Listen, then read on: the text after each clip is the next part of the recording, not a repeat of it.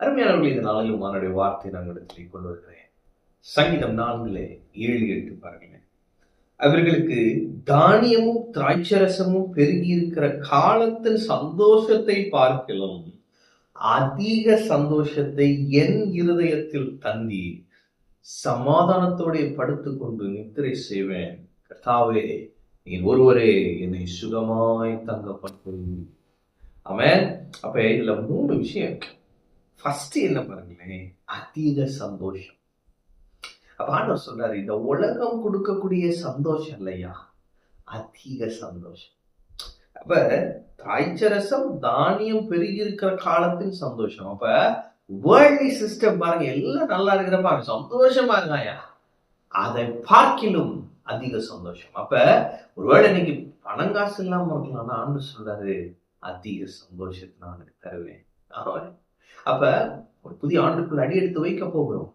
ஆண்டவர் இப்பயே உங்கள்கிட்ட அதை பத்திலாம் பேசிட்டு இருக்கிறாரு. நீ சொல்றாரு அதிக சந்தோஷத்தை உனக்கு தருவேன். ஆமென். அப்ப இதிலிருந்து பாருங்க, இன்னும் 2 நாள் நம்ம இந்த ஆண்டை முடிக்க போகிறோம், புதிய ஆண்டுக்குள்ள போக போகிறோம். ஆண்டவர் நம்மகிட்ட பேசுறாரு, உனக்கு அதிக சந்தோஷத்தை தருவேன். ஆமென். அப்ப புது வருஷத்துல நீங்க அதிக சந்தோஷம் அதை எதிர்பார்த்துட்டே இருங்க. புதிய வருஷத்துல நுழைய போறீங்க. ஆண்டவரே, நீங்க சொல்றீங்க அதிக சந்தோஷத்தை என் இருதயத்தில் தருகிறீங்க. ஆமென். அடுத்து போட்டிருக்கு, சமாதானத்தோட படுத்துக்கொண்டு நித்திரை செய்வேன். அப்ப அதிக சந்தோஷமா அடுத்த ஆண்டு கொடுக்குற வார்த்தை சமாதானம். ஆமென். அப்ப நைட்டு உங்களால தூங்க முடியாம இருக்கா, என்னத்தையாவது யோசிச்சுட்டு இருக்கிற மாதிரி, ஃபியூச்சரை குறித்து யோசிச்சுட்டு இருக்கீங்களா, மாத்திரை போட்டாதான் தூக்கம் வருது. ஆண்டவர் சொல்லாரு, சமாதானத்தோடு நீ படுத்துக்கொண்டு நித்திரை செய்வாய். ஆமென். அப்ப அதிக சந்தோஷத்தை கொடுக்கிறார் சமாதானம். இயேசு சொன்னார்ல, என் சமாதானத்தை வைத்து போகிறேன், உலகம் கொடுக்கிறபடி அல்ல. அப்ப நான் சொல்லுகிறேன், அதிக சந்தோஷத்தை கர்த்தர் கொடுத்திருக்கிறார், வாக்கு கொடுக்கிறார், அது அப்படியே நடக்கும். அடுத்து சமாதானம். இந்த பீஸ் நமக்குள்ள இருக்கிறபடியால் புயலே வந்தாலும் இயேசுவை போல படங்களை தலையணை வைத்து தூங்கினாரே, அது போல நாமும் சமாதானத்தோட வாழலாம்.